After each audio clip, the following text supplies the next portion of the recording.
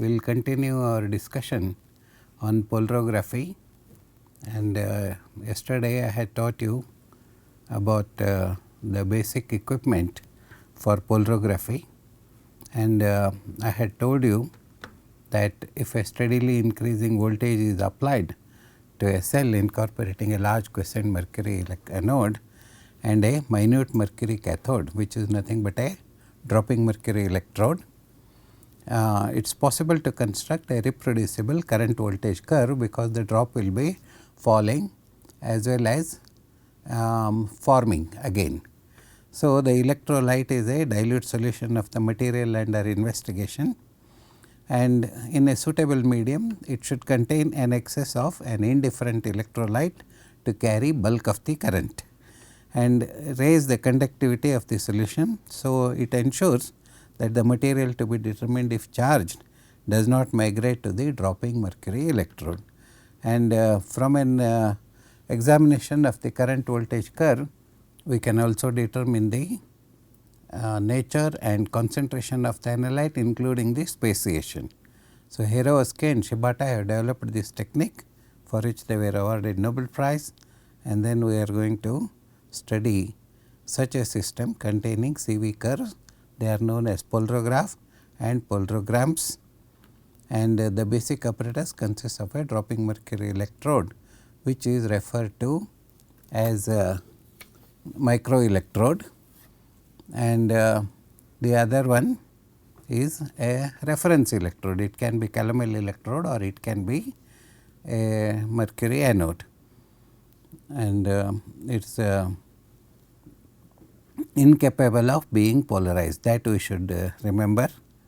That means, it will show only what is the potential applied to that, and then the polarization of the cell is governed by the reactions occurring at the DME, and I had yesterday told you that described you the equipment along with a figure, and now we consider a cadmium solution with sodium chloride in oxygen free medium. When an external EMF is applied, all the positively charged ions will move towards the cathode, including the cadmium, but it cannot be determined, because they do not have the required potential to reach the cathode and get reduced.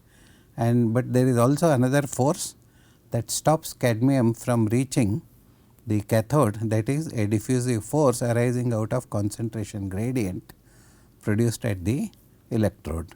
So, the total current passing through the cell can be regarded as the sum of these two factors, and typical current voltage I had shown you yesterday. So, the indicator electrode being perfectly polarizable assumes the correspondingly increasing negative charge potential, but from A to B there is no current passing through the cell. At some point it will reach the diffusion voltage, where decomposition voltage, where the electron where the cadmium can reach the cathode and get reduced to the cadmium metal. The moment it gets reduced, it gets converted to mercury amalgam, and then from there on it will diffuse into the mercury drop, and then again when the mercury drop falls, again we have a fresh mercury drop that is coming in to form the next reduction. So, at point C, the supply of cadmium ions from the bulk solution becomes equal to the rate of deposition.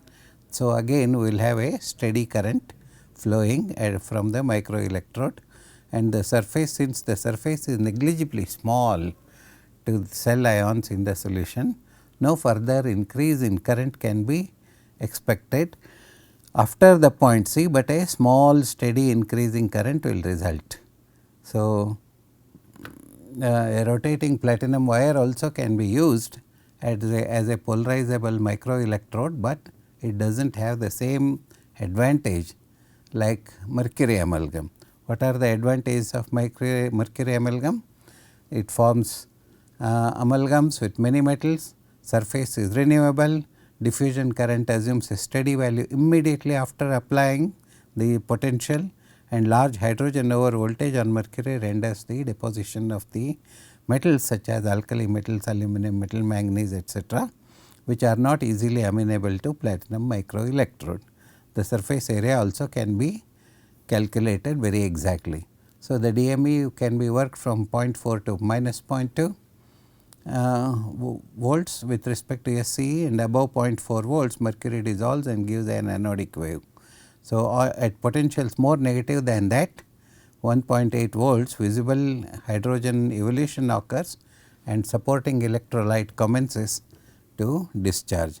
So, by using tetraalkyl methyl tetraalkyl ammonium hydroxide or their salts, the range may be extended to minus 2.6, but at no point should we exceed 0.3 volts or 0.4 volts.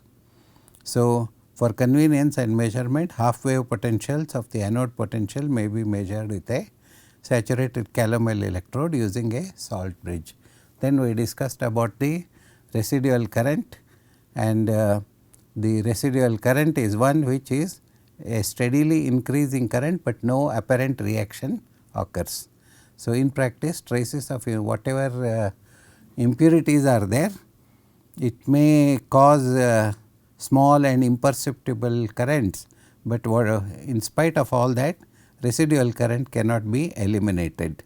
So, what we do is we draw a tangent, and then we draw a tangent like this, and this is the residual current. So, this kind of residual current we can subtract from the given system as a blank value. So, we have to extrapolate it and do that, and then we can we were discussing about the migration current. I had stopped here, and today we are going to start from migration current. So, basically electroactive material reaches the surface of the electrode largely by two processes. One is migration of the charged particles in the electric field caused by the potential difference that exists between electrode and the solution, and by diffusion of ions. These are the two forces we had already covered yesterday, but migration current can be made negligible by the addition of large quantity of the electrolyte, approximately 100 times. Under such conditions, practically all the current will be transported by indifferent electrolyte, that is potassium and chloride ions, and the analyte can reach the electrode only by diffusion, but they will not reach the electrode because the decomposition potential has not been reached. So, diffusion current, the potential gradient keeps on compressing, and after some time when the potential gradient is no more existing or minimum, the limiting current is solely due to diffusion current. So, Ilkovic examined the various factors governing the diffusion current and deduced this equation: ID is equal to 607 NCD raised to half, m raised to 2 by 3 and T raised to 1 by 6, where ID is the diffusion current, N is the number of electrons involved, C is the concentration of the reducible substance, and D is the diffusion coefficient of the reducible substance. That units are in centimeter square per second. M is the mass of the mercury following through the capillary, T is the drop time in seconds. So, the constant 607 is a combination of several natural constants, and it is temperature dependent also. Apart from temperature, viscosity, molecular or ionic state or speciation of the electroactive species is an important factor, and dimension of the capillary and pressure on the dropping mercury also is an important factor, but precise measurements of ID requires plus or minus 0.2 degree centigrade control over the system. So, the product m raised to 2 by 3 T is important because it permits us to compare different capillaries. So, if you want to, I told you that yesterday that it is impossible to reproduce capillaries of the same size.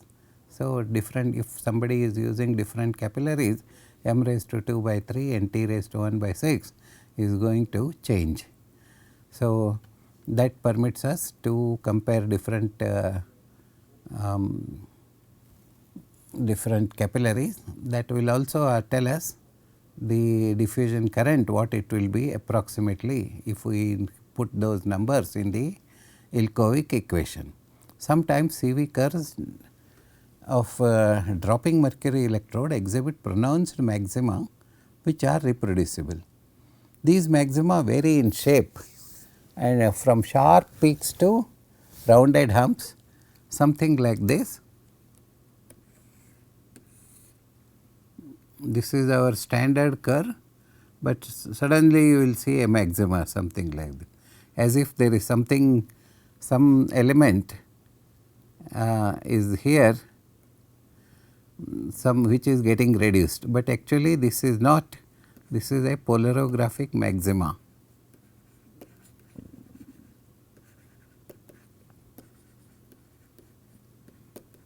As if some impurity is there which is getting reduced, but actually this is not an impurity. So, these maxima vary in shape from very sharp peaks to broad peaks also, to rounded humps, and which gradually decrease to normal ID curve, that is the residual current curve, until the potential is increased. For measuring the true ID, the maxima must be eliminated or suppressed. Actually, there are ways of doing this, and fortunately, we can do this with the addition of a dye stuff, something like methyl red, gelatin, fusine, etc. It forms an absorbed layer on the aqueous side of the mercury solution interface which resists compression. So, this prevents the streaming movement of the diffusion layer at the interface. So, maxima gets reduced. Higher concentration of the suppressors usually suppress ID itself. So, we should be very careful, because if the higher concentration suppress this diffusion,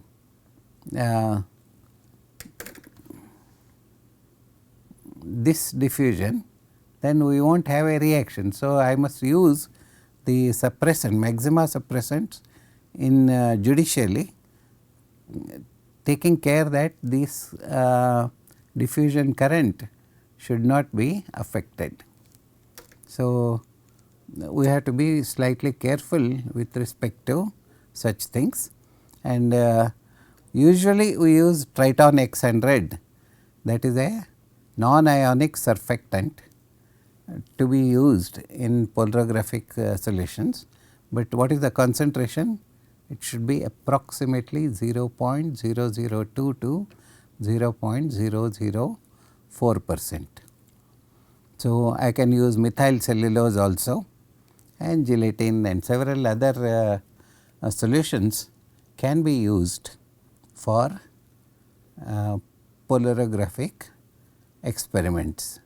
So, now we talk about half wave potential. Since the solutions studied polarigraphically are very dilute, usually it is in ppm level which we will be doing the experiments, and we can assume that the activity of the cation does not differ from its concentration, because earlier I have taught you that if the solution is very dilute, then the activity and concentration would be almost same, because activity coefficient approaches unity in very dilute solutions. So, polarography is concerned with electrode reaction at the indicator electrode involving electron transfer between the electrode and the analyte.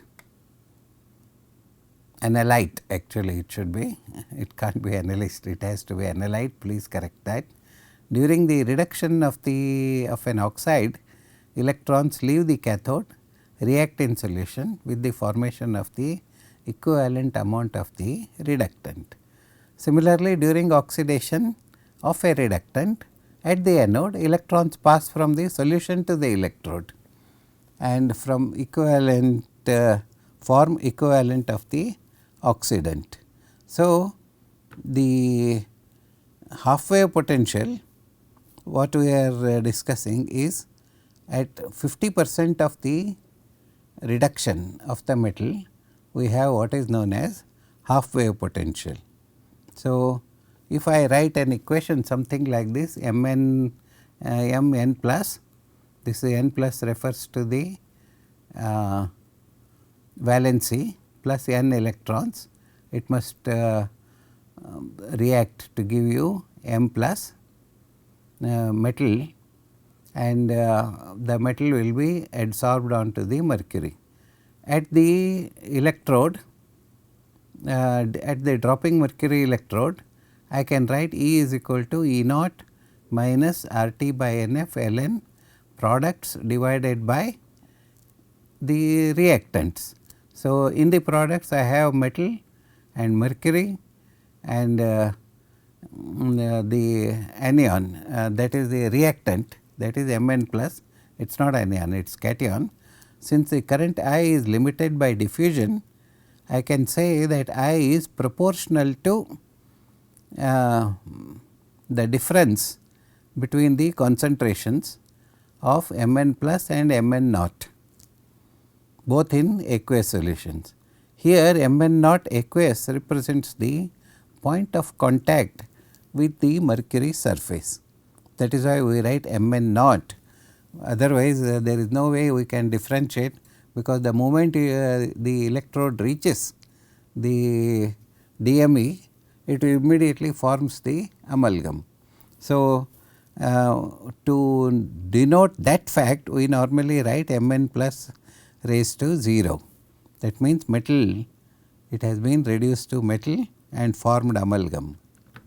So, for the limiting current, I can write ID, limiting current ID, I can write Mn Aq becomes very small and ID would be equal to K into Mn plus aqueous solution.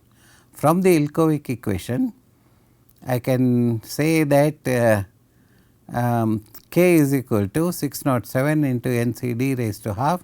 The concentration of M in the amalgam is proportional to the concentration of the metal. So, the current would be proportional to KMHG, that is metal on the mercury. So, I have two sets of equations, one is Kmn plus aqueous and Kmn plus mercury. So, the concentration of M in the amalgam is this, we can say that I is equal to K dash into MHG in the reduced state. So, the constant K dash is identical to K, except D is replaced by D dash here. D is and hence K by K dash would be equal to square root of D by D dash, where D is the diffusion current, diffusivity of the medium. So, putting these in equation, I can write E dme is equal to E naught minus R T by 2 Nf ln D by D dash, and then R T by Nf ln I by I D minus I. So, this is a constant for a given medium D by D dash, and the E naught dash is fixed. So, this also is a constant. So, I can write E naught minus this would be something like E naught dash, another constant. So, at a point when I is equal to 1 by 2 of I d, then this expression I d by 2, I d minus I, this will be I d by 2 and this will become 1 and this becomes 0. So, E dme would be the difference between E naught dash and the viscosity, the diffusivity of the sample. So, E naught dash minus R T by Nf ln D by D dash is equivalent to E naught dash. some other constant, but this is not exactly same as the reduction standard reduction potential, slightly different. So, I can write E dme is equal to E half minus R T by N f ln I by I d minus I. So, the potential at E half is termed as the half wave potential, and E half is characteristic constants of any redox system in polarography, and its value is independent of the concentration of the oxidant in the bulk of the solution. So, if you can see here, there is no concentration term here at all when I put I is equal to I d by 2. So, this is I d by 2 and I d by 2 here, I d by 2 will remain. So, there is no where is the concentration term? That means, E half is a characteristic of any reducible species, that is what we have written here. Its value is independent of the concentration of the oxidant in the bulk of the solution. The theoretical treatment of anodic wave, suppose you are doing the analysis of anion, then it will go to anode. So, I can have anodic wave also instead of cathodic wave, I can have anodic wave, and the treatment of anodic wave was also essentially same as the cationic system.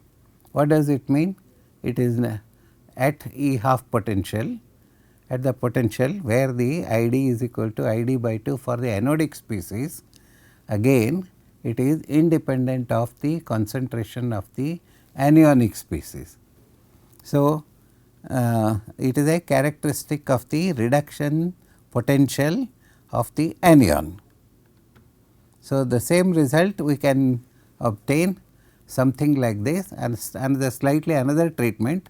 I can write oxidant plus n electron, n number of electrons goes to reductant, and E is equal to E naught plus R T by N f ln A oxidant divided by A reductant, or I can write O x naught and reduced species naught.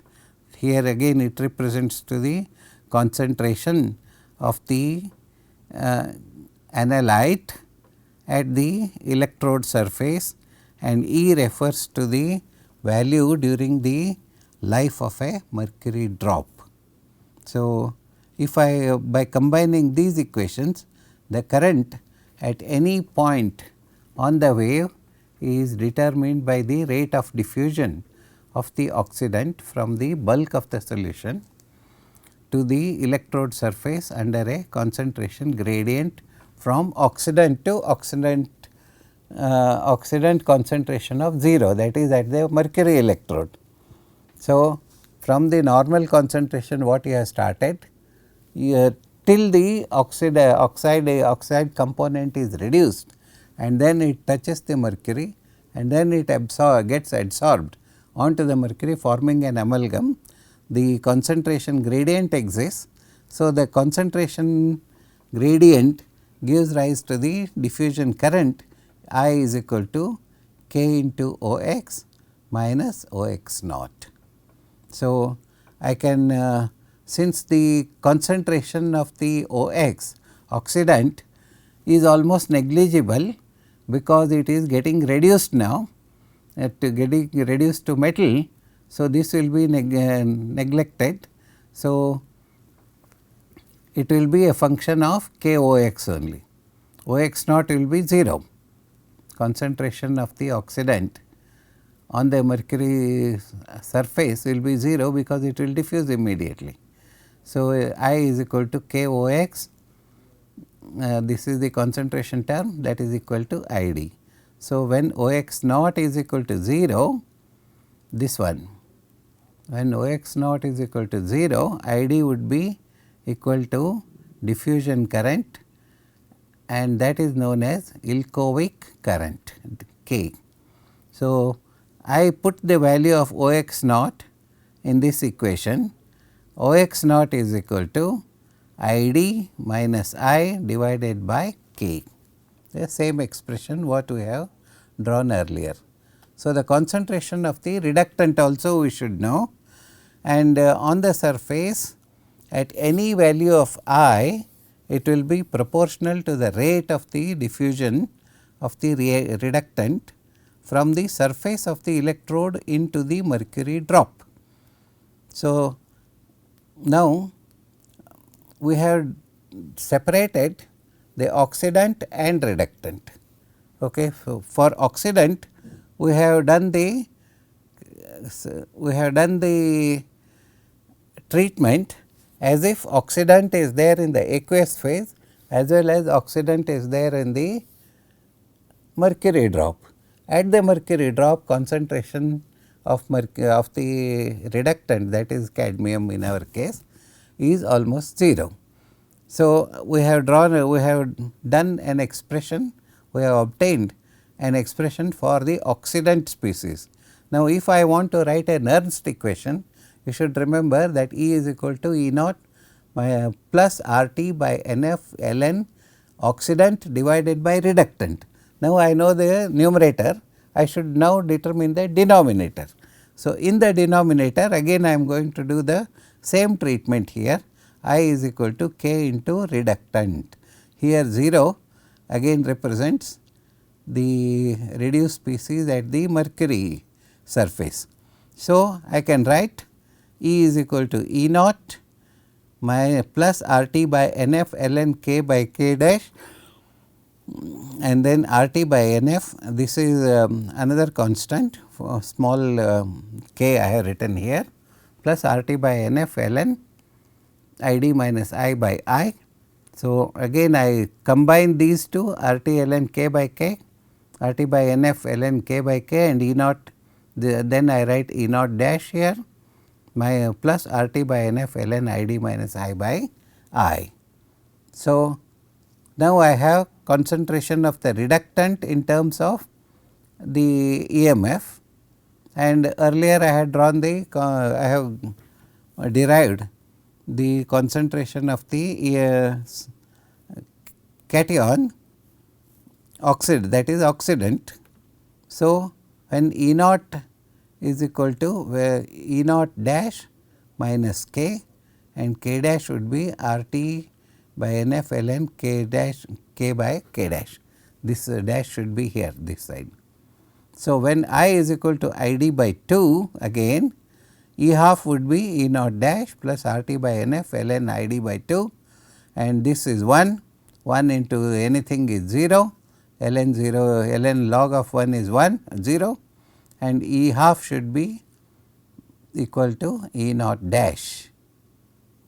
So, E naught dash plus 0.0591 I d minus I by I. So, what does it tell me? It tells me that the curve log of I d minus I versus E gives a straight line with slope 0.0591 bar 1 divided by 1 n divided by n, and the intercept E naught dash gives me the half wave potential. Why? This is the intercept, y is equal to mx plus c, something like that. So, this gives me C. This equation is termed as the equation of the polarographic wave. So, so far what we have done is to consider a system in which I have a reducing species, and then the reducing species is moving towards cathode. So, I have a system where the metal is getting reduced in aqueous solution, and then it is reaching the mercury surface and diffusing inside. So, from the concentration change in the oxidation state, I can write the Nernst equation, E is equal to E naught dash plus log of R T by N F ln oxidant divided by reductant. For oxidant I have got an expression in terms of the diffusion current, that is I d minus I. Similarly, I do the treatment for reductant again in aqueous phase as well as in the mercury surface. So, I combine those two equations and then I got the curve Nernst equation I can write, and this represents everything in terms of the current that is being produced. So, this half wave potential is nothing but the polarographic wave.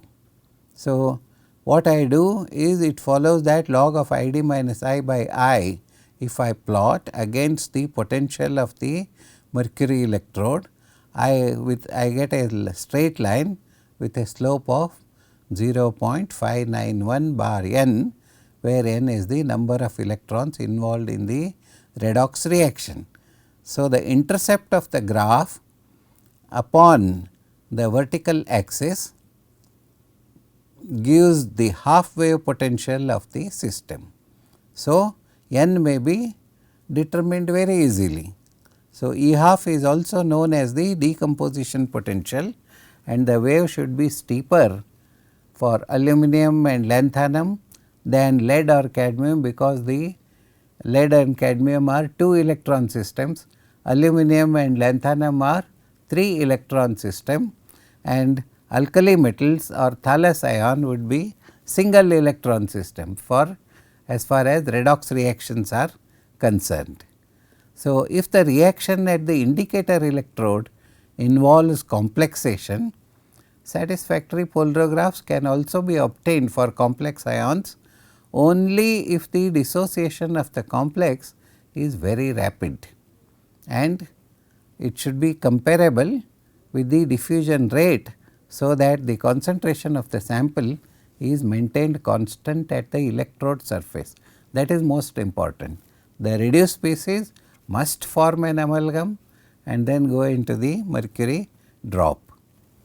So, you for a complex reaction, suppose I have a complex metal anode, this is cation, this is anion ligand, anion is nothing but a ligand here, and so many it is using something like ZnCl2, HgCl4. So, P is nothing but stoichiometric combining ratio, and the valency of this complex ion would be N minus Pb plus, that is stoichiometric including the charge, and I can get Mn plus plus Pxb minus, and then I can write K instability constant, because here complex is getting destroyed. So, I can write instability constant would be again product of products divided by reductant. So, Mn plus raised in multiplied by Xb minus raised to P divided by Mxp raised to N plus Pb. So, we can write Mxp raised to N minus Pb, and do not worry too much about this. It is looks threatening, but actually it is a very simple system. Use HgCl4, you will find all the things very easy to understand. I have written general equation, so it looks a little daunting. So, anyway, so Mxp raised to, this is the valency, Mxp raised to N minus Pb plus Ne plus mercury goes to mercury mercury metal amalgam, and so much of anion will be released. So, I can write E half is equal to E naught dash again, E naught, and then 0.0591 and when log of K instability instead of d by d dash earlier, like what we had used. So, I can write d by d dash instead of that instability constant, and 0.0591 n by divided by n log of x raised to b minus, that is raised to p. Now, you can imagine that I know this concentration, I can all others are numbers determined by experiment. So, I can determine the instability constant of a system, of a complex ion. That is the beauty of polarography. So, P is a coordination number here, as I had explained to you earlier, and it is the number of the coordination number of the complex ion formed, and X is the complexing agent. So, the more stable the complex, more negative will be the half wave potential. Thus, there will be a shift of the E half values by complexations. So, I can say copper in nickel, copper, lead, and all these things can be complexed with cyanide ions, and hence nickel and lead can be determined very easily, provided their instability constants are different. So, it is not difficult to determine the complex ions as well as standard metal ions. Now, where do I get complex ions in a day to day life? You get lot of them. There will be number of occasions whenever you take a vitamin iron, you get a complex iron in the form of a complex. Whenever you eat something food, it is again a complex, and so many other places we do not have simple metal ions in our systems all around us.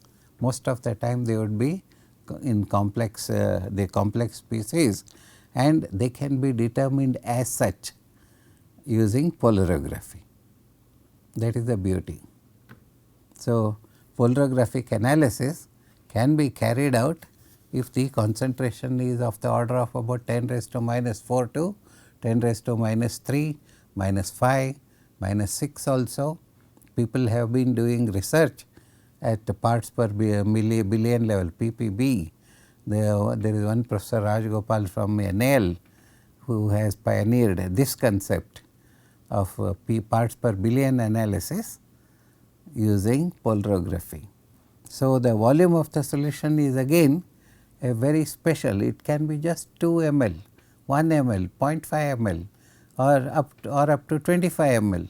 So, the beauty is whatever is the sample available, it can be subjected to polarographic analysis to get the accurate analysis.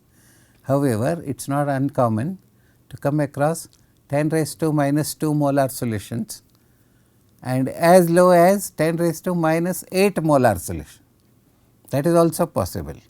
So, such solutions, even if I have 1 ml of the sample, I can do a polarographic analysis, that is the beauty. So, the reproducibility, I can always say that it is within plus or minus 2%.